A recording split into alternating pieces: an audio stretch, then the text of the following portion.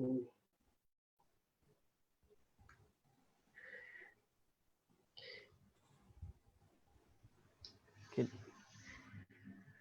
Dah live. Okey, Assalamualaikum warahmatullahi wabarakatuh. Okey, kita sedang buat sound check. Kita buat video check sikit. Okey. Right, bagi kita untuk Tak keluar lagi ya dalam ni, dalam okay. dalam page dah keluar. Dah.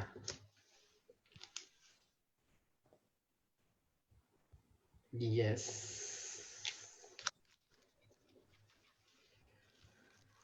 Okey, Assalamualaikum. Sekali lagi kita ucapkan kepada semua yang menonton dan bakal menonton. So hari ini sesi seperti yang mana dijanjikan. Okey, insya-Allah kita akan bawakan bersama tuan-tuan dan puan-puan untuk kita borak-borak santai. Okey. Sepanjang PKP ni, so that's why KA hari-hari menjemput beberapa sahabat-sahabat KA yang mahir dalam bidang-bidang masing-masing untuk kita kongsikan sama-sama, kita beri manfaat ilmu kepada kalian yang menonton dan semoga ia bermanfaat. Dan topik kita pada hari ini adalah bercerita tentang kalau biasa KA akan bercerita tentang hutang bank, tapi kali ini kita nak bercerita tentang hutang syarikat. Sebab bukan sahaja bank individu yang terjejas, malahan kita boleh lihat syarikat-syarikat juga terjejas teruk. Seperti mana kita tengok baru-baru ni viral DH. Itulah. Kan? Okay. So untuk tidak membuang masa lagi, KA nak kenalkan tetamu khas kita bersama KA sekarang adalah Hifzi Hamzah. Okay tuan. Okay, dipersilakan untuk kenalkan diri dan untuk bagi sepatah dua kata untuk kita proceed sambil tunggu sahabat-sahabat kita masuk live bersama. Okay, bismillahirrahmanirrahim. Assalamualaikum warahmatullahi wabarakatuh. Terima kasih KA atas jemputan untuk talk show hari ini. Saya pun tengah cari sebenarnya live di page KA ni untuk kita share dalam saya punya personal FB dan sebenarnya usaha-usaha yang dibuat oleh KA ni sebenarnya adalah usaha yang sangat bagus untuk kita berkongsi pengalaman dan juga berkongsi input lah kepada usahawan, sebab kita sangat rapat dengan usahawan. Jadi kita juga sebahagian daripada usahawan. Jadi banyak aktiviti yang sangat terganggu. Memang kebanyakan mindset dan juga tumpuan usahawan sekarang ni untuk melihat dua perkara. Satu, bagaimanakah kedudukan pembayaran gaji, kan? Itu sebenarnya benda yang sangat-sangat menjadi subjek utama lah di dalam perbincangan di kalangan majikan-majikan lah terutamanya, ataupun business owner. Yang keduanya, apakah bantuan-bantuan yang diberikan, apakah bentuk mungkin loan yang diberikan ataupun yang terbaru semalam ada grant yang diberikan untuk bawah 10,000. Jadi itu sebenarnya adalah tumpuan mindset. Jadi pada dasarnya perkara ini berlaku kerana kita tak mampu sebenarnya nak buat aktiviti di luar. Kalau kita banyak kerja lain sebenarnya, insya-Allah kita banyak lagi produktiviti yang kita boleh buat. Okay, kita live di Facebook page. Okay, so cuba DH tengok page Khairi Aizat, bukan itu. Cuba search nama Khairi Aizat. Okay, Khairi Aizat. Khairi Aizat sahaja dia punya. Oh, okay. Okay, so masuk dulu. Tu DH cuba share. Nanti dah selesai ni DH bagi tu KA. KA nak goreng dulu. Okay. So, jika semalam kita ada kupaskan tentang topik berkaitan dengan pelaburan. Okay, apakah pelaburan yang selamat di dalam musim COVID ini? Sebab yakin ramai di antara kita, sama ada yang individu ataupun yang bekerja, tidak bekerja, yang berniaga, semua enjoy dapat moratorium. So apakah yang kita nak buat dengan moratorium kita? So itulah yang kita ada bincangkan semalam, untuk kita sediakan tabung kecemasan kepada yang masih belum cukup. Kemudian jika dah cukup, nak buat apa? Nak buat pelaburan apa? So kita kena lihat bahawa dalam situasi yang sangat sempit ni, ramai orang kesempitan, ramai juga yang mengambil peluang untuk buat benda-benda yang tak sepatutnya, scammer dan sebagainya.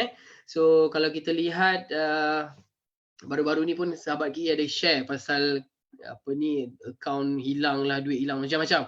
So ini semuanya adalah gara-gara kesempitan. Semua orang dalam keadaan terdesak, tersempit, terhimpit, okay. So mereka lebih kreatif daripada orang-orang yang benar, okay. So insyaAllah hari ini kita akan berborak dengan orang yang benar, okay. Okay, bawakan khas bersama kita sekarang ni adalah Tuan Hifzi Hamzah, okay, seorang pengamal undang-undang, okay, yang sangat arif dalam bidang ni, iaitu kita bercerita tentang hutang syarikat. Okay, biasanya kita akan goreng berkaitan dengan hutang-hutang peribadi, hutang-hutang bank terutamanya. Tapi kali ini kita bawakan bercerita tentang hutang syarikat. Sebab KA yakin sahabat-sahabat KA pun rata-ratanya dalam Facebook KA boleh cakap dalam 70% adalah entrepreneur. Okay. Dan kepada mereka-mereka yang menyaksikan ini, pada KA lah, walaupun anda semua bukanlah peniaga, tapi tak salah kalau anda luangkan masa untuk faham bagaimana sesebuah syarikat tu menangani situasi COVID-19. Okay, so di Malaysia sekarang kita merupakan yang tertinggi di Asia Tenggara. Okay, so kita tak tahu sampai bila sebenarnya PKP ni akan berlangsung. So sajalah DH, saja nak tanya personal opinion. Rasa-rasanya PKP ni by when DH akan reda? Okay, apa yang saya nampak lah kan, maksudnya daripada tempoh yang sekarang ni 14 hari bulan, saya masih percaya bahawa kerajaan masih memerlukan masa lagi sebab kita ada sebenarnya ada beberapa peringkat sewaktu kita nak memutuskan rantaian dan untuk kita baru di peringkat yang orang kata baru yang 2 minggu yang kedua. Jadi saya percaya bahawa kerajaan mungkin terpaksa mengelakkan kluster-kluster baru, dan kluster yang paling dekat dengan kita adalah kluster Bazar Ramadan. Kan? Dan juga mungkin untuk solat tarawih lah. Okay? Jadi sekiranya PKP ini tidak dilanjutkan, mungkin adalah susahlah untuk kita nak mencegah orang daripada berkumpul, dan juga macam mana kita nak buat social distancing dalam keadaan yang bazar yang begitu sesak dan sebagainya. Jadi yang saya nampak mungkin akan ada lanjutan, walaupun kita sebagai usahawan selalu berdoa agar PKP ini dapat disingkatkan ataupun dapat ditamatkan segera. Tapi nak tak nak kita juga terpaksa akui bahawa sekiranya itu adalah for the best interest of the nation, so we have no choice but to accept. Cuma sebagai usahawan ada beberapa mindset yang perlu mereka betulkan, dan insyaAllah hari ini kita akan cubalah untuk berkongsi apakah mindset yang betul sebagai usahawan apabila melihat sesuatu isu ataupun yang facing the problem yang apa yang kita alami sekarang lah. Alright. So, alright, siapa yang bersama dengan KA sekarang? Okay, kalau tadi KA tengok sahabat lama kita, DH, mungkin DH juga kenal. Ada sahabat kita daripada program yang kita pernah sama-sama sertai dulu. Okay. So, ada ramai yang turut serta sekarang, kita ada lebih kurang dalam berbelas viewer. So, guys, thank you for support, dan korang boleh tanya juga soalan, boleh ajukan soalan, boleh share video ni, okay, supaya kita ramai-ramai yang mana terutamanya, okay, yang usahawan untuk dapat manfaat tentang ilmu bagaimana untuk kita berhadapan dengan hutang syarikat. Biasa kita cerita pasal hutang bank, alhamdulillah macam-macam inisiatif. Hutang bank kita dah ada moratorium. Settle. Ya, dah settle.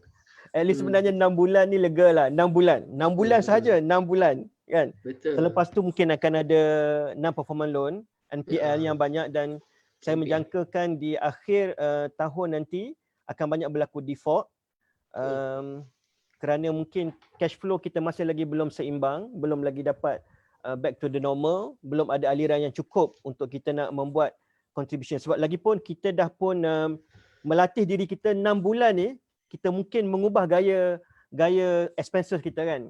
Kita mungkin akan dah terbiasa dengan kos yang sedikit, sama ada kos peribadi ataupun kos untuk syarikat. Jadi bila kita nak pergi balik ke era yang kita terpaksa bayar yang banyak, jadi pada masa itu sebenarnya kita akan merasai satu zone, kita akan rasa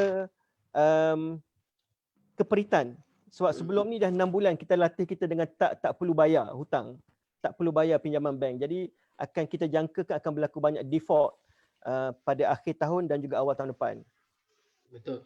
So kalau kita tengok berkaitan dengan isu lah kan, isu COVID krisis COVID ni terhadap entrepreneur ni, salah satunya adalah berkaitan dengan kebarangkalian untuk berlaku default payment tu tinggi kan, sebab satu isunya adalah tak ada aktiviti, kan? Betul, betul. Selama ni mungkin barangkali kita berharap dengan offline, offline business. Dan walaupun kita selama ni yang mungkin bergerak secara online juga turut sama merasa keperitan ni sebab lain, game plan dia lain. Totally Betul. change. So takut kita tak ada persediaan dari segi reserve fund, yang mana di akhiran topik pada hari ini kita akan bercerita dengan berlanjut bagaimana untuk kita bersedia dengan reserve fund kita. Okey, silakan DH untuk kita cerita tentang isu tadi pasal default payment. Apa critical issue terhadap default payment ni? Dan apakah bentuk-bentuk default ni yang DH cuba sampaikan tadi? Okey, baiklah. Kita sambil-sambil kita orang kata borak santai, kita juga sebenarnya nak melihat pada saya ada sediakan sedikit nota mungkin apanya KA boleh kongsikan nanti nota ringkas sebab dalam bentuk struktur untuk melihat secara big picture. Kita melihat kepada keseluruhan apa yang akan berlaku daripada kegagalan kita mendapat aliran tunai, okey. Sebab sebelum ini kita mendapat aliran tunai, okey, sama ada dalam bentuk aktif ataupun dalam bentuk pasif. Okey, nota ni ada mungkin tak nampak bahagian atas dia. Jadi secara aktifnya dulu kita berniaga. Orang usahawan ni sama ada mereka mempunyai produk ataupun mereka membuat services, okey, ataupun produk digital ataupun training, okey. Tapi isunya adalah mereka mendapat aliran tunai yang aktif. Okey, hari-hari mereka membuat aktiviti, hari-hari ada sale. Okey, ada yang bentuk bayaran dia instant, ada bentuk bayaran dia margin besar, ada bayaran kecil, ada yang buat program secara bulanan, mungkin mingguan, mungkin hari-hari kita ada consultation dan sebagainya macam KA, kan? Jadi kita mendapat income yang aktif. Okey. Begitu juga mungkin kita ada juga income yang pasif. Mungkin dari segi pelaburan yang kita buat, ada juga daripada bayaran rental, hasil pajakan ataupun royalty. Bagi mereka yang ada royalty, mereka boleh mendapat royalty daripada penggunaan branding mereka ataupun mereka mendapat royalty dari segi IP mereka dan sebagainya. Apabila aliran masuk ini tidak dapat, apabila aliran masuk ini tidak masuk ke dalam syarikat, aliran masuk ataupun aliran tunai telah gagal masuk kerana tiada apa-apa aktiviti. Bila tiada apa-apa aktiviti, inilah akan menyebabkan berlaku krisis di dalam perniagaan. Berlaku ada ancaman, ada threaten di dalam perniagaan. Biasanya aliran tunai yang bagus adalah 3:1 ataupun 2:1. Maksudnya aliran tunai yang masuk 2, aliran yang keluar itu 1. Masuk 20,000, keluar 5,000. Masuk 20,000, keluar 10,000. Masuk 50,000, keluar 25,000. Okey. Tetapi yang lebih baik adalah apabila kita mencapai 3:1. Okey, apabila masuk 30,000, kita hanya keluar 10,000.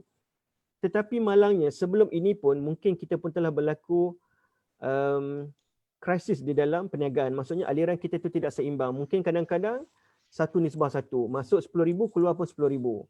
Ataupun lebih teruk lagi apabila masuk 0.8, keluar dia 1. Maksudnya kita sendiri pun tak ada income. Pernah kena. Itu biasa kan? Itu biasa. Jadi maknanya itulah yang kita cuba nak fahami sekarang apabila kita tiada apa-apa aktiviti yang boleh menjana, kita panggil MGA, Money Generated Activity. So apa yang tiada sekarang adalah MGA. Kita mungkin boleh membuat research, kita mungkin boleh membuat self development, kita mungkin boleh membuat coaching, kita boleh membuat motivation di dalam syarikat kita. Kita boleh encourage mereka untuk still positif. Tapi isunya sekarang tiada MGA, tiada apa-apa aktiviti yang boleh menjana cash flow kepada syarikat. Okay. So MGA, kita panggil MGA. So apabila MGA tiada, maka di sinilah mulanya berlaku ancaman dan juga krisis dan mempunyai kesan-kesan yang sangat negatif kepada syarikat. Okay. So MGA tadi MGA, okay. Money Generated Activity. Okay, boleh? Okay. Teruskan. Okay. So kita lihat juga sikit dari segi kuadran. Okay. Ada di antara kita, okay, yang masih dalam kategori self-employed. Okay, maknanya kalau aku bekerja, aku akan dapat income. Contohnya kita juga adalah peniaga pasar malam, okay, ataupun kita juga adalah pemandu Grab, e-hailing, ataupun kita juga adalah masuk di bawah Food Panda. Maknanya apabila kita bekerja, kita self-employed, maka kita akan dapat income. So apa saja aktiviti yang kita tidak dapat buat kerana tidak termasuk di bawah essential services, maka kita tiada lagi income kerana kita self-employed. Okay? Dan kebanyakan orang di dalam kategori self-employed ini, mereka tidak membuat reserve fund. Belum ada reserve fund sebab kita memang hidup menyara diri kita dengan aktiviti perniagaan yang kita buat. Kadang-kadang cukup, kadang-kadang tak cukup. Okay? Dan mungkin sebahagian daripada usahawan kita dah pun berada di dalam kelompok bisnes. Maksudnya mereka telah ada pun tim, mereka telah pun ada sistem yang bagus dan mereka mungkin kebanyakan antara mereka telah pun mempunyai reserve fund ataupun emergency fund ataupun contingency fund. Okay? So bagi mereka yang telah pun mungkin membuat perniagaan dalam few years, telah pun ada aliran yang positif, maksudnya pengeluaran itu lebih sedikit daripada kemasukan dia, maka pada masa itu kita akan tengok balik reserve fund. So next topik yang kita nak bincang dengan usahawan adalah bagaimana nak melihat reserve fund dan apakah rescue plan yang kita buat untuk the whole activity di dalam musim COVID ini ataupun di dalam krisis COVID, agar at the end of the day kita tidak akan berlaku ancaman bankrupt ataupun penggulungan syarikat. Itu takut tu. Itu adalah sebenarnya adalah last kepada as the end of the ni lah. Betul. So kalau kita tengok DH antara isu-isu lah kan yang yang ramai perkatakan lah kan, kalau kita tengok baru-baru ni artis pun sendiri dia kata yang dia orang pun ter-effect juga kan, sebab yalah dia yang memberi gaji kan kepada orang. Cuma tekanan tu betul, KA sendiri bukanlah kata bersetuju 100% dengan apa yang dia orang katakan, tapi pada KA ada ruang yang relevan yang apa yang dia katakan adalah dari segi dia menantikan apakah inisiatif kerajaan untuk bantu mereka lah kan. Betul. Dan alhamdulillah memang kerajaan mendengar dengan baik dan keluar serta-merta semalam kan. So boleh tak share sikit apa yang menariknya semalam yang dikongsikan? Semalam ke kemarin Semalam lah. Semalam kan? Okay. Semalam. Okay. Apa yang saya lihat kepada prihatin tambahan yang dibuat oleh kerajaan tu, saya nampak ada tambahan 20 bilion. Okay. Yang juga cuba untuk menambahkan lagi subsidi upah bagi SME. Okay. Memang ada syarat-syarat dia dan kita lihat daripada 600 naik kepada 1,200, kepada syarikat yang ada hanya disubsidikan 100 pekerja dapat sehingga 200 pekerja, dan ada juga saya lihat kemudahan dalam bentuk grant. Sebelum ini semua di dalam bentuk pinjaman. Okay? Pinjaman dana kerajaan yang dikelola oleh bank-bank komersial. Itu yang berlaku sebelum ini. Tapi semalam kita lihat telah ada satu grant yang diberikan melalui Bank Simpanan Nasional BSN, dan juga saya nampak juga ada waiver of the 2% interest kan terhadap nilai pinjaman yang diberikan oleh kerajaan. Okay. So secara keseluruhannya saya lihat ia telah pun cover banyak. So kita tak boleh nak kata aku artis, aku professional body. So kita lihat semua di bawah definition SME, yang mana definition SME itu termasuk semua banyak kategori. So kita boleh semak balik di dalam banyak yang di-sharekan apakah definisi SME, dan kita rasa bahawa SME itu sebenarnya telah pun melihat telah pun cover the whole sektor, termasuklah mungkin filem, perfilman, mungkin sektor profesional yang sebelum ni kata kami tiada apa-apa bantuan kerana kita bukanlah SME, tapi sebenarnya pendaftaran di bawah mana-mana professional body adalah a part of the SME. Okay. Cumanya isunya adalah orang yang dibayar gaji mengikut kerja yang dia buat. Contohnya artis, mereka bukan bekerja. Mereka adalah yang dibayar mengikut episod-episod mungkin yang dia dapat kontrak untuk 20 episod, maka mereka dibayar mengikut episod tersebut. Dan pembayaran pula dibuat mungkin adalah 40, 20 dan sebagainya. Maka biasanya bila tiada apa-apa aktiviti, maka tiadalah apa-apa bayaran dibuat. Mungkin itulah pihak-pihak yang terjejas. Apabila pihak-pihak freelance yang hanya membuat kerja dan diberi upah mengikut kerja yang dibuat. based kan. on job lah macam kan. Based on job basis. So itulah freelance. Jadi sama juga arti pun sama, dan mungkin pihak-pihak lain pun yang berada di dalam method pembayaran gaji itu on job basis ataupun apa yang kata per job basis tu, mereka adalah kategori pihak-pihak yang mungkin akan terkesan banyak daripada COVID, penularan pandemik COVID-19. Cantik. So bila dalam apa ni orang kata, bila kita tertekan dalam krisis ni, okey, bukan saja ini bukan tekanan yang pertama DH sebenarnya. Yalah. Dalam tahun ni dan beberapa tahun kebelakangan ni. So ini adalah tekanan demi tekanan, tersumbat. So, memang terkena lah macam kan. So itu satu benda yang tekanan demi tekanan yang telah berlaku secara berterusan bertahun-tahun, saban tahun kita rasai SME ni. Dan yang seterusnya kita nampak ada usahawan yang dah mengaku kalah, ada yang masih lagi bertahan kan, ada yang lagi dah hampir tak tahan, so macam-macam. So untuk situasi sekarang ni ada nampak ada dua jalan saja DH. Satu, kita kena lebih kreatif dan dinamik untuk menerima keadaan ni dan carilah jalan macam mana nak monetize kan. Tak ada alasan, orang kata do whatever it takes, buatlah apa-apa pun kan.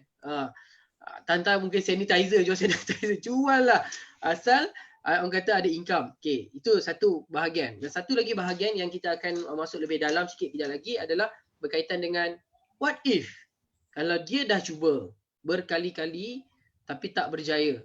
So semestinya ada orang kata benda yang kita kena tengok apakah kita punya backup plan C pula kan. Okay, so macam mana DH? Jom kita saja borak sekejap dari segi marketing pula DH. Marketingnya dari segi platform yang digunakan, sebab isu sekarang ramai orang platform tu sendiri DH. Yang mereka yang offline yang tak memang menutup untuk faham ataupun belajar berkaitan dengan online terhenti DH. Kesian. Sangat kesian DH. Betul. Okay, saya tertarik dengan apa yang KA bagi tahu tadi. Okay, yang pertama sekali adalah akan ada sektor yang terjejas dan akan ada sektor yang mendapat peluang yang besar sebenarnya daripada apa yang berlaku sekarang. Walaupun during the PKP sebenarnya saya lihat banyak platform e-commerce bercambah yang saya nampak kan. Kita dengar banyak lagi yang semalam yang terbaru kita dengar runcit.com kan. So maknanya provider e-commerce ni sebenarnya sekarang ini adalah peluang, sebab dulu orang mungkin tak terfikir pun, tak perlu pun aku nak beli melalui perkara-perkara melalui online. Kalau setakat kerja barang-barang basah ataupun barang mentah, barang dapur, tak perlu. Tapi sekarang ni kita sangat mencari, sehingga ke nak hantar ayam ke rumah kan. Ayam tu bukan ayam yang masak daripada restoran, ayam daripada pasar pun kita dah mula mencari provider mana yang menyediakan platform. Dan rata-rata kita tengok delivery punya schedule tu dah penuh.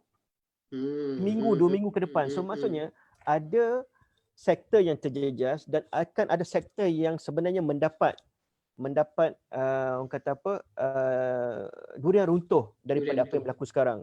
Contohnya tentang klinik, sebab orang sekarang panik. Dulu kalau dia sesema dia tak perlu pun pergi ke klinik kan. Sekarang dia sesema sikit pun dia akan pergi ke klinik kan. Okey, ataupun mungkin yang hand sanitizer, farmasi. Dulu orang jarang-jarang sekali pergi ke farmasi. Sekarang ni nak cari mask, nak cari glove, nak cari hand sanitizer, semua akan pergi pada farmasi. So maksudnya mereka mendapat demand yang tinggi dan juga mereka mendapat crowd puller tu tanpa perlu membuat effort yang banyak. Kan? Kerana apa? Situasi itself dah push themselves to go to the respective tempat tadi tu. Betul. Okay? So kalau dulu masakan-masakan, maksudnya kalau dulu tu orang ada restoran, dia menyesal kenapa aku buka restoran, kenapa aku tak buka bazar kat tepi, gerai-gerai kat tepi, stall-stall kat tepi, sebab stall tu tak perlu pun bayar overhead yang tinggi, just bayar sedikit je tapak. Sekarang mereka patut bersyukur sebab semua stall kat tepi jalan kena tutup. Hanya mereka yang berpremis sahaja di bawah kategori pembekal makanan mendapat bahagian itu. Dan sekarang Foodpanda telah berada di seluruh tempat untuk menghantar makanan-makanan mereka. So maksudnya sekarang apa yang kita perlu faham adalah dalam kejatuhan beberapa sektor akan ada kenaikan di beberapa sektor. Oleh itu sekiranya kita mungkin tidak berada di dalam sektor yang sedang menaik, kita berada dalam sektor yang akan bakal runtuh kan, bakal collapse, maksudnya kita mempunyai banyak lagi alternatif lain. For the sake of apa, sekiranya kita adalah self-employed yang perlukan income untuk sara diri, maka kita masih banyak alternatif. Kita boleh menjadi agent ataupun dropship ataupun affiliate kepada sektor-sektor yang sedang naik. Kita boleh menjadi agent, marketkan, ataupun kita menjadi dropship, kita buat marketing, kita dapatkan pembelian dan kita order kepada syarikat-syarikat buat penghantaran dan sebagainya. Sebab sekarang ni semua penghantaran sedang pack kan. Sekarang tiba-tiba je provider untuk transportation, untuk courier services ni sekarang sedang naik. Sebab apa? Semua orang menggunakan perkhidmatan mereka. Mungkin dulu tak ada keperluan. Jadi pada mereka yang berada di dalam self-employed, okay, bukan bisnes, self-employed, okay, mereka patut mengkaji balik apakah sumber-sumber pendapatan sampingan mungkin mereka nak dapat dalam pada skala 5,000 ke bawah, maka banyak mereka boleh join mana-mana affiliate, mereka boleh menjadi dropship ataupun menjadi agent kepada mana-mana produk yang mendapat permintaan yang tinggi. Okay, itu untuk kategori self-employed. Tetapi dalam kategori bisnes, maka mereka perlu membuat rescue plan dahulu. Rescue Rescue plan. plan. Betul, So rescue itulah. plan. So itu yang benda yang kita nak masuk ni DH. Okey, kalau tadi kita cakap kita tengok dari segi keseluruhan kita nampak ada sektor-sektor yang berjaya, orang kata menjadikan sebagai satu secara tidak langsung terangkat dia terangkat kan? tak minta kan? Tak minta tiba-tiba terangkat. So ada yang tu, ada yang terduduk dan sebagainya, terbaring kan. So online platform adalah satu benda yang penting, yang pada KA ini satu benda yang kita boleh gunakan waktu PKP ni untuk menyelami berkaitan dengan ini terutamanya pada SME untuk menyelami tentang online marketing. Okay, kalau kita lihat dari segi Facebook dan juga Google, dua enjin besar yang ada dekat market, dia ibaratkan shopping mall online. Sebenarnya ada orang berlalu lalang, cuma kita tak ambil kesempatan barangkali. So ilmu dalam online marketing adalah sangat penting momen sekarang ni, dan ini adalah peluang dia. Mungkin barangkali sebelum ni kita tak sempat nak belajar, sekarang ni kita boleh tumpukan untuk belajar. Dan KA juga nak bagi tahu untuk kita belajar benda-benda yang macam ni, satu kita perlu orang kata perlu faham dari segi yang paid dengan yang organik. So ramai yang lagi sebenarnya dia yang tak tahu sebenarnya wujud yang paid marketing ni. Betul. Sebab dia orang masih tahu yang organic marketing. Organic marketing ni maksudnya apa yang contoh macam kita live sekarang, yang mana tengoklah. Just imagine kalau KA boost sikit letak RM20, benda apa yang kita share sekarang ni boleh capai kepada berbelas ribu orang yang saksikan benda ni. Betul. Itulah peranan paid marketing. So kalau katalah semua benda ni tak menjadi juga kan, jadi kita pergi kepada rescue plan. Sikit lagi KA nak tambah DH berkaitan dengan industri 4.0. So inilah peluang yang sebenarnya ramai KA perhatikan, sahabat-sahabat KA yang sebenarnya tak tahu pun. Dia entrepreneur tapi dia tak tahu industri 4.0 ni apa. So pada KA ini satu sebenarnya isyarat supaya kita get ready untuk berpindah secara total kan satu ketika nanti. Sebab kita tak nak jadi macam Kodak, kita tak nak jadi seperti Yahoo dan sebagainya. Untuk kita lebih bersedia. Okay. So DH mesti boleh goreng sikit pasal industri 4.0 dan kita masuk bahagian berkaitan dengan rescue plan tadi. So industri ni lebih kepada dulu kita lebih kepada internet, sekarang ni kita lebih kepada artificial intelligence sebenarnya kan, lebih kepada kita membuat macam contohnya apa yang berlaku dalam apps punya bahagian sekarang dan juga marketplace yang ada sekarang ni, lebih kepada sebenarnya pemudah cara. So teknologi adalah pemudah cara. So teknologi juga perlu digunakan untuk memudah carakan kita untuk menyampaikan apa yang kita buat kepada masyarakat. Contohnya macam paid advertisement melalui mungkin sekarang YouTube, Insta, kita ada Facebook dan sebagainya. So itu adalah merupakan teknologi, sebab ada pihak-pihak yang menerajui IR 4.0 ini, mereka sebenarnya menyediakan artificial intelligence, konsep yang bersifat orang kata konsep yang boleh memudah carakan kita kan. Contohnya ada juga mereka yang mungkin membuat search engine untuk melihat market behavior kan. Ada juga mereka yang mengambil data-data, membuat statistik apakah demand yang ada sekarang. So sebenarnya itu adalah teknologi yang perlu diambil oleh SME sekarang. Mungkin kita tidak terlibat secara langsung sebagai provider di IR, tapi kita adalah pengguna, pengambil manfaat di dalam uh, revolusi industri yang berlaku 4.0 sekarang. Kalau dulu 3.0 lebih kepada internet. Sekarang kita dah melepasi dah zaman internet. Kita mengambil manfaat daripada berlakunya apanya communication yang kata di luar tanpa jangkauan. Maksudnya dah borderless. Dulu kita talking about the borderless punya konsep. Sekarang ni kita dah lebih daripada itu. Kita dah memang semua orang menggunakan gadget, semua orang menggunakan smartphone. Apa yang patut kita bercakap sekarang agar mereka dengar di smartphone mereka. Apa yang kita jual sekarang agar mereka tahu tentang kita di smartphone mereka. So itu sebenarnya adalah part yang kita perlu ambil sebagai entrepreneur lah, yang saya nampak. Alright, okay, terbaik DH. Okay, so insyaAllah sekarang kita nak beralih kepada topik yang terbaik lah pada KA yang KA nanti-nantikan, iaitu berkaitan dengan rescue plan. Okay, so bila kita cerita pasal rescue plan ni adalah macam orang kata backup plan lah, last lah ni. So apa jadi? What if memang tak mampu juga DH? Tak mampu juga, tak boleh nak handle lah ni kan. Staff dah cuba, dah pindahkan department dan sebagainya, tak boleh handle juga. So boleh tak kita kupaskan satu demi satu sampailah orang kata benda yang paling worst sendiri pun kita nak handle dengan baik. Sebab KS selalu berkongsi dengan klien-klien yang masalah hutang mereka terlalu teruk kan. Contohnya macam tak mampu bayar 6 bulan, 10 bulan. So apa nak buat? Apa yang berlaku adalah ramai orang dia stres, kemurungan dan tak buat apa-apa. Sebab sedangkan sebenarnya dia boleh surrender dengan baik. Itu ayat KA lah. Surrender dengan baik. Kita mengaku kalah sekejap, satu langkah ke belakang untuk berfikiran yang kita akan lebih maju lepas ni. Cuma ada satu ketika yang kita kena mengaku kalah sekejap, kan? Berundur sekejap ataupun surrender. Tapi bagaimana untuk surrender dengan baik? Itu yang paling penting. Jangan kita biar tergantung dalam sekali kita bankrupt, apa pun tak boleh, kan? So kita kena tengok ada tak ruang-ruang untuk kita bertahan sebelum benda tu jadi lebih teruk.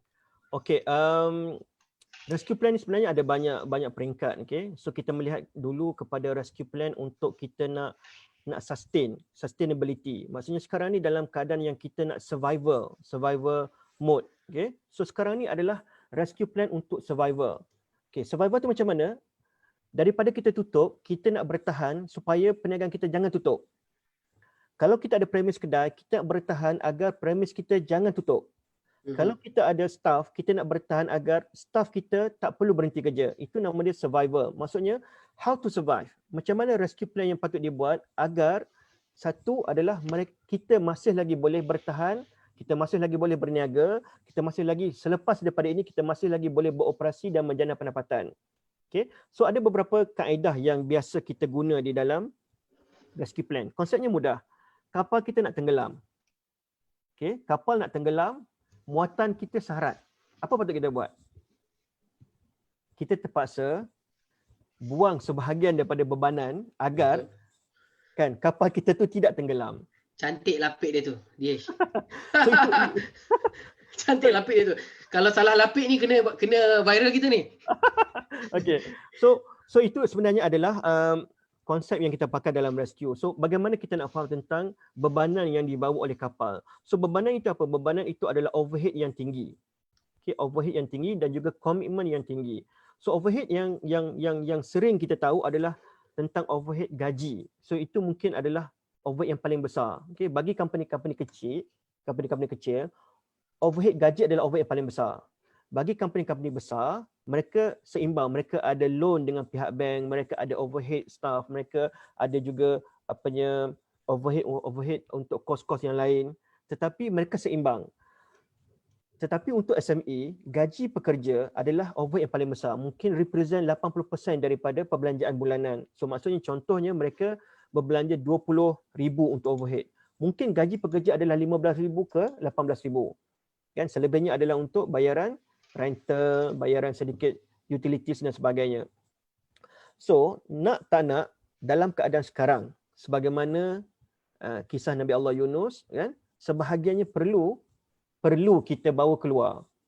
Okay, bukan kerana kita sengaja nak orang kata apa, nak menzalimi mereka, tetapi dalam keadaan sekarang ni mereka perlu.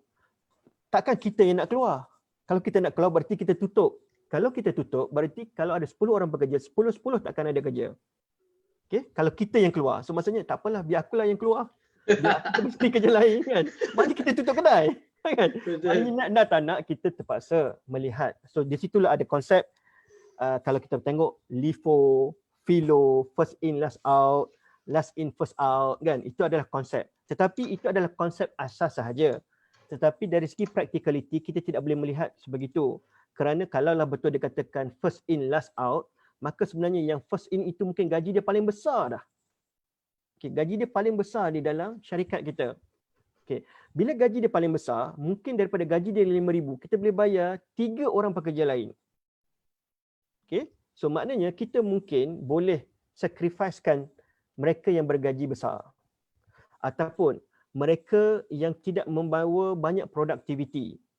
Ataupun mereka berada dalam sektor yang tidak menjana pendapatan. So itu semua adalah langkah-langkah yang patut kita buat di dalam rescue plan kita.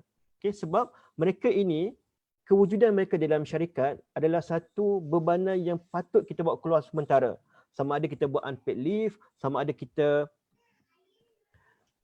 terminatekan mereka secara baik kan, dan memberikan sedikit pampasan sebagaimana yang garis panduan yang diberikan. Okay.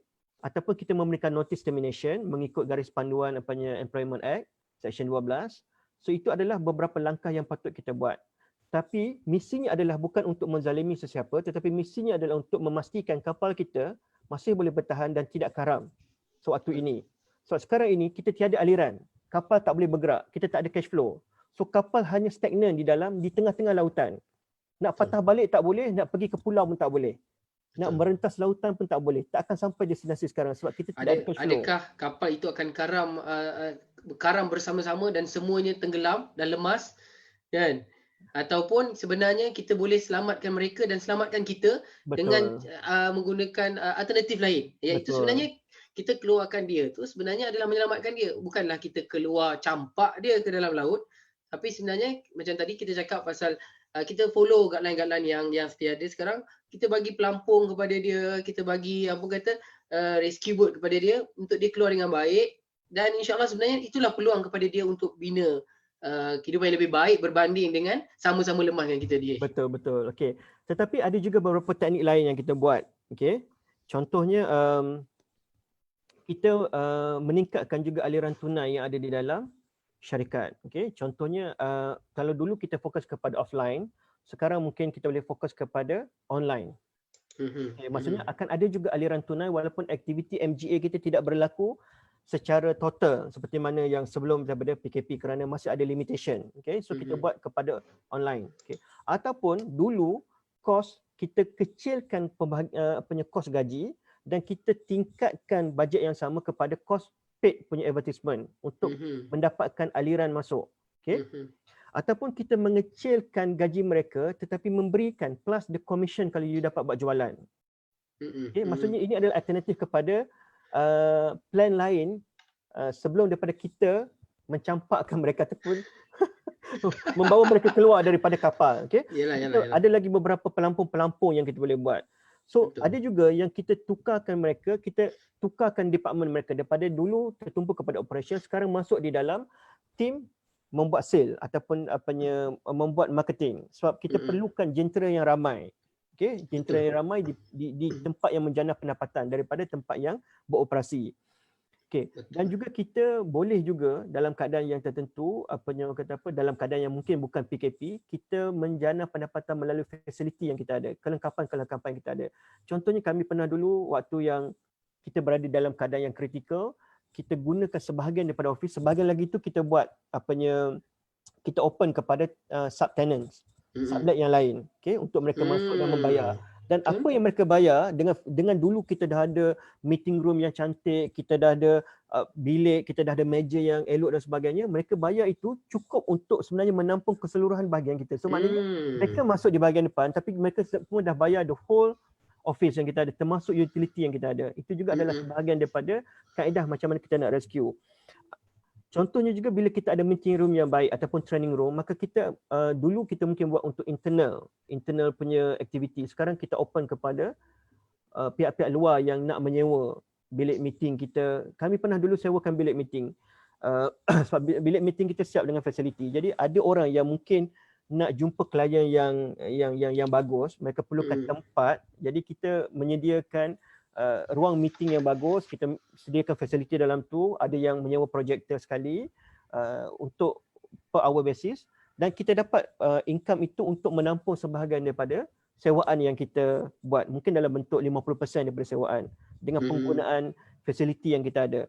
Ada juga yang pernah menyewa kita punya projektor sahaja ataupun PA system untuk kita menjana lagi pendapatan. So itu semua adalah berlaku dalam rescue plan. Okay? Dan juga yang paling bagus, the whole idea adalah rescue plan adalah mengecilkan overhead tak kala kita ada income yang limited. So sejauh mana kita boleh mengecilkan overhead, itulah kadar sejauh mana pengukur sejauh mana kita boleh sukses dalam rescue plan. Baik. Terbaik DH.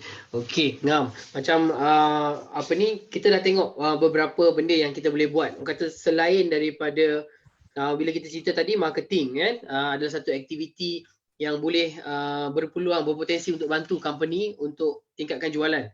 So jika itu tidak berjaya, dan kita kena gunakan apa yang ada di tangan. Maksudnya staff tukar department ataupun dengan mana yang staff-staff yang tidak kurang produktif ni, kita offer benda yang sesuatu untuk dia, untuk kita ringankan kapal tersebut kan, supaya kita boleh pergi jalan walaupun perlahan, tapi jalan, jangan terhenti. Sebab itulah entrepreneur tak boleh berhenti. Tak boleh berhenti walaupun tak ada gaji kan. Walaupun tak ada gaji. So last kali DH, kita nak masuk lebih kepada apa nak buat ni DH, kalau katalah hutang-hutang syarikat yang tidak dengan bank. Okey, macam mana nak handle tu? Okey, apa yang kita selalu nasihatkan kita punya klien, kita punya pelanggan, kita punya DH, boleh tutup slide ni? Boleh? Okey, boleh. Okey, teruskan. So apa yang biasa kita cadangkan adalah, pertama sekali adalah berunding dengan pihak-pihak creditors kepada syarikat. Okey, ramai yang tak tahu pihak creditors kepada syarikat tu siapa, dan mereka kadang-kadang tak kenal pasti apakah bentuk hutang kepada syarikat ataupun perniagaan. So berita baiknya adalah kami di Meja Pakar dalam proses untuk mengeluarkan satu e-book yang kita bagi secara freemium. Kita bagikan secara freemium, kita membongkarkan 60 jenis hutang dalam perniagaan. Kita bagikan kepada 10 kategori, antaranya kategori pinjaman, kategori gaji ataupun salary, kos operasi. Kita ada kategori pematuhan compliance, kita ada kategori pelabur dan juga pemodal, kita ada kategori apa lagi kategori kita ada? Okey, kita ada kategori yang kita ada kategori 10 kategori lah keseluruhannya, dan juga ada 60 jenis kategori penghakiman. Bagaimana juga kadang-kadang kita tak lupa bahawa kita ada tanggungjawab hutang yang kita dapat daripada penghakiman yang diperoleh oleh mana-mana pihak ataupun judgment debtor, judgment creditors kita panggil. Okey, kita juga ada kategori-kategori servis yang kita buat dengan professional body. Contohnya kita terpayah bayar Comsec, itu juga dah pun menjadi hutang yang tak accrue. Accountant mungkin kita dah tak bayar lagi yang bulan tahun lepas, yang berakhir, siapa yang berakhir 31 Disember. Kita juga mungkin bayar tax consultant kita juga mungkin bayar peguam-peguam terhadap apa-apa kerja yang kita minta. Dan juga ada juga perkhidmatan transportation kan, kita dah menggunakan courier dan sebagainya, dan juga hutang-hutang daripada kontrak ataupun perjanjian yang kita buat. So semua itu kita sediakan 60 jenis untuk mereka membuka minda, melihat di manakah sebenarnya hutang-hutang yang mungkin terlindung yang mereka tak nampak, especially kerana apa? Kerana saya percaya bahawa selepas ini pihak creditors akan mengganas. Saya yakin daripada mereka tak boleh survive, mereka tak ada income, so income yang mereka boleh dapat adalah mendapatkan bayaran daripada pihak-pihak yang dah overdue. Okay? So apabila mereka mengganas, mereka akan mengganas menggunakan peguam. Akan bawa tuntutan itu kepada mahkamah, dan the worst part adalah last resort mereka adalah mereka akan bankruptkan ataupun wound up the company untuk mereka mendapat hak untuk menguruskan aset. Mereka akan lantik liquidator. So saya dapat rasakan bahawa pihak-pihak yang mana yang tak dibayar sekarang, mereka akan agresif. So daripada mereka jatuh, so kita pernah buat debt restructuring. Dalam exercise debt restructuring, kita menstrukturkan balik debt. First kali kita akan dapati apakah pendapatan-pendapatan you belum dapat. Okay? ada satu syarikat kan di Sentul, dia buat apanya drainage untuk apanya subkontraktor untuk drainage. Dia buat untuk saluran, peparitan dan sebagainya. Sewaktu saya take over debt restructuring company tu, dia dah ada 1 million hutang dengan supplier, mostly dengan supplier, dengan pekerja-pekerja dia, dengan pekerja-pekerja kontrak dan sebagainya. Okey. Tetapi pada masa itu, first kali saya akan tengok apakah income yang dia belum dapat. Okey. Bila kita semak balik daripada kontrak dia, kerja dia, retainership fee dia dan sebagainya, dia masih ada 2 million. Tapi company dia diambang diambang winding up, diambang penggulungan syarikat. Maksudnya sekiranya dia tak handle, company dia akan collapse. Bila company dia collapse, hak dia untuk mendapatkan balik 2 juta ni amat tipis. Sedangkan difference yang masih ada on paper adalah 1 million. Kan? Jadi dalam debt restructuring punya aktiviti, itu adalah yang kita buat sebab kita nak tengok can you survive walaupun you ada hutang. So kita start untuk negotiate dengan penghutang dia. So we have a few method strategy macam mana kita nak buat contra payment, kita buat standing instruction, kita buat corporate guarantee, kita buat personal guarantee, director's guarantee, kita buat kontra dengan aset kita kontra dengan job baru kita. So we have so many strategies untuk nak memastikan company tadi still survive.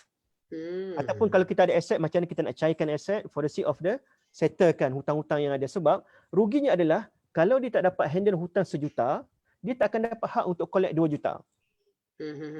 Maknanya on paper dia akan hilang 1 juta daripada kerja-kerja yang dia dah buat.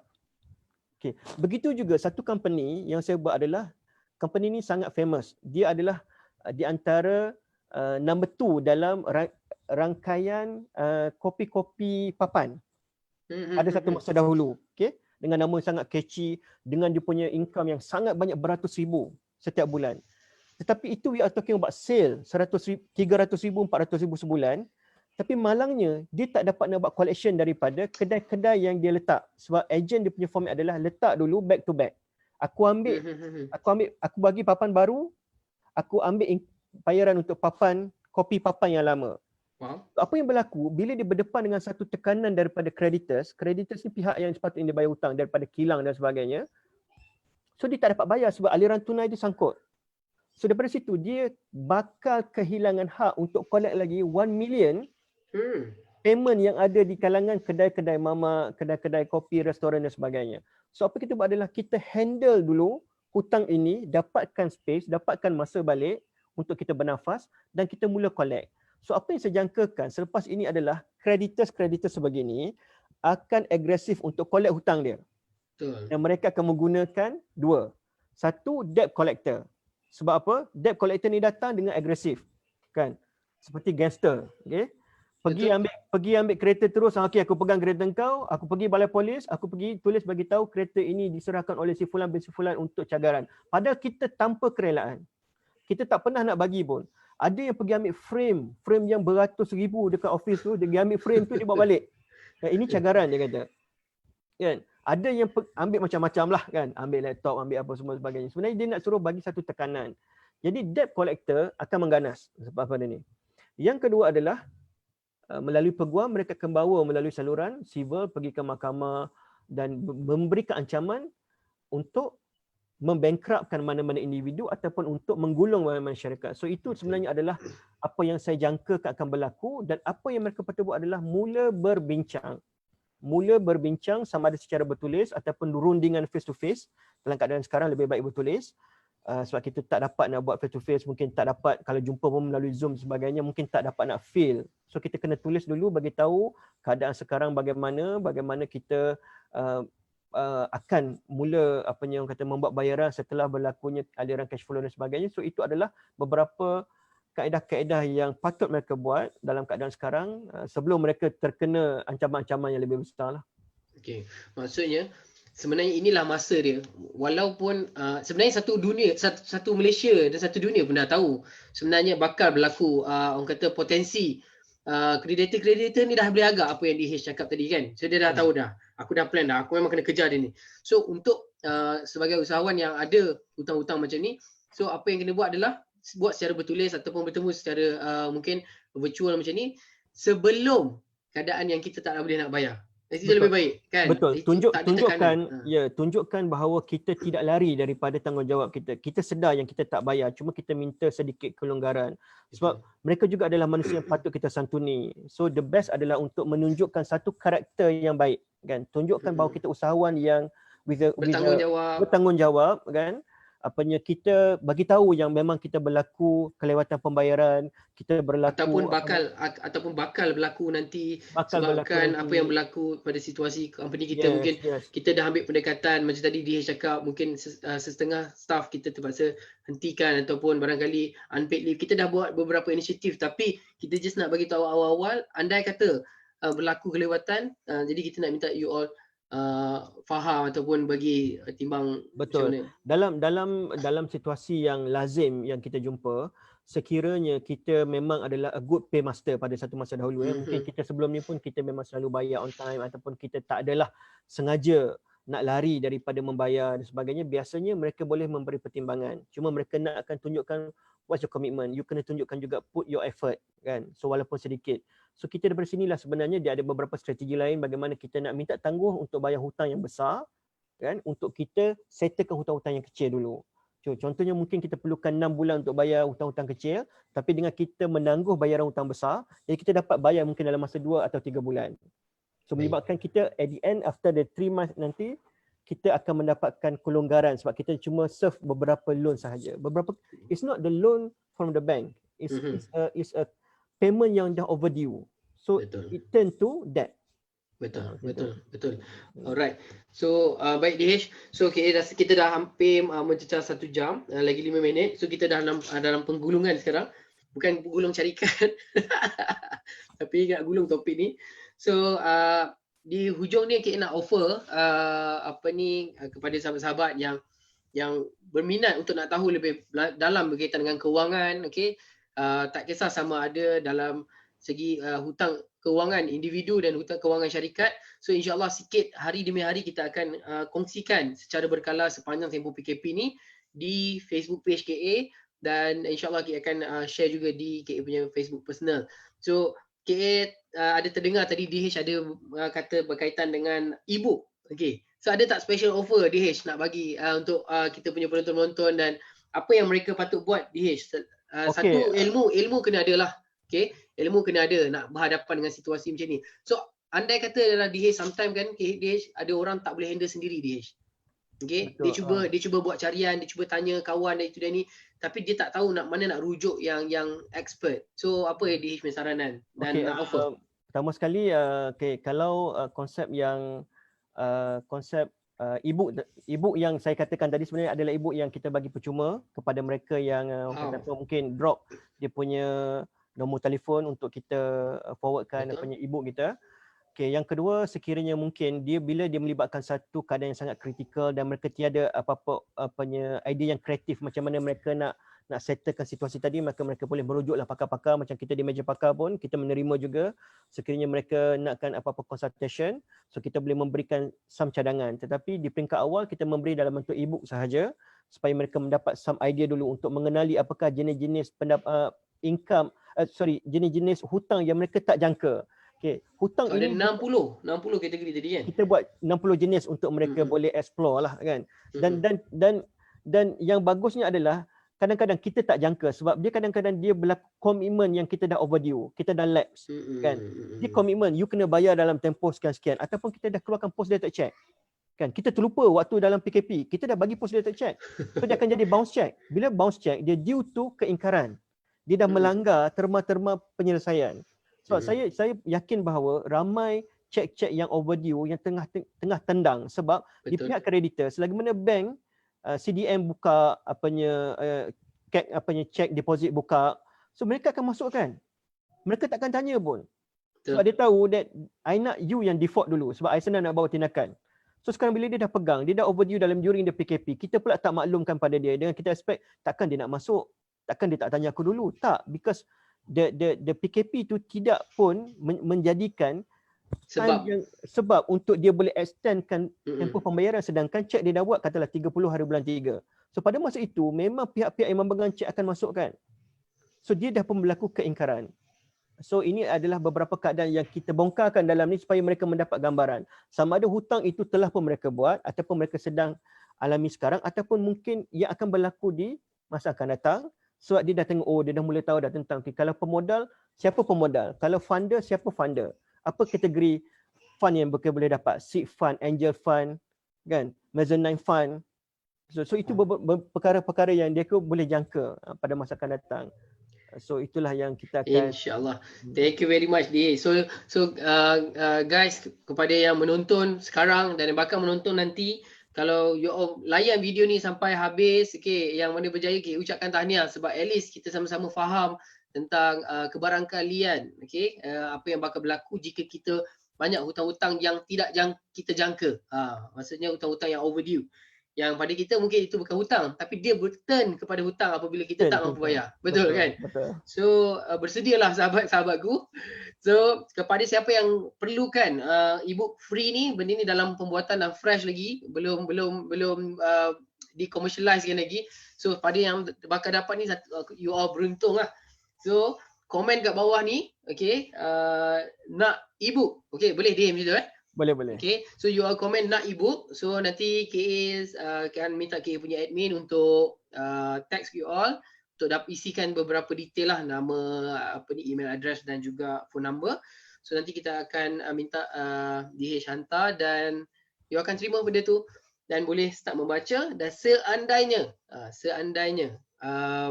kita nampak potensi pergerakan syarikat kita betul menurun, dan mungkin you all dah boleh start dapatkan advice expert. So ini peluang dia, kan. Tak ada lagi benda KA, benda ni DH tak ada lagi dibincangkan sepanjang COVID ni. KA perhatikan juga, ada tak orang nak bincang pasal benda ni. Alhamdulillah kita lah yang the first yang cerita pasal benda debt restructuring untuk syarikat sebenarnya. Okay. Alright DH, so any last word? Okay, sama-samalah kita berdoa agar kita dapat mindset yang betul. Dan saya sering bercakap dengan kawan-kawan yang usahawan. Saya dan KA adalah murid kepada anak didik Dr. Azizan Osman. Saya sekali lagi nak cerita benda yang sama. Saya melihat tak kala kejatuhan banyak perniagaan, saya melihat Titan Dr. Azizan mencanak-canak sale dia. Boleh katakan tak ada mungkin Titan yang dalam keadaan yang murung, down, lost track, tak ada. Kebanyakan mereka dalam momentum yang lebih memacu perniagaan mereka. Kenapa? Sebab mereka melihat, mereka dididik, kami semua dididik melihat sesuatu masalah sebagai satu opportunity. Okay? Melihat satu masalah sebagai satu opportunity dan melihat apakah solution yang you boleh bagi terhadap masalah tadi. Yang end up, orang yang mengambil solution you itu akan memberikan you pendapatan, akan memberikan income kepada you. So, apabila you dapat melihat problem sebagai opportunity dan memberikan solution terhadap problem tadi, maka automatically you akan mendapat income dan perniagaan you masih lagi stable, bahkan mungkin boleh mencanak naik. Betul. Exponentially, kan? InsyaAllah. Alright, so Alhamdulillah, thank you DH kerana waktu yang diluangkan. InsyaAllah kita akan bersiaran langsung lagi akan datang. Kita akan kupas lagi.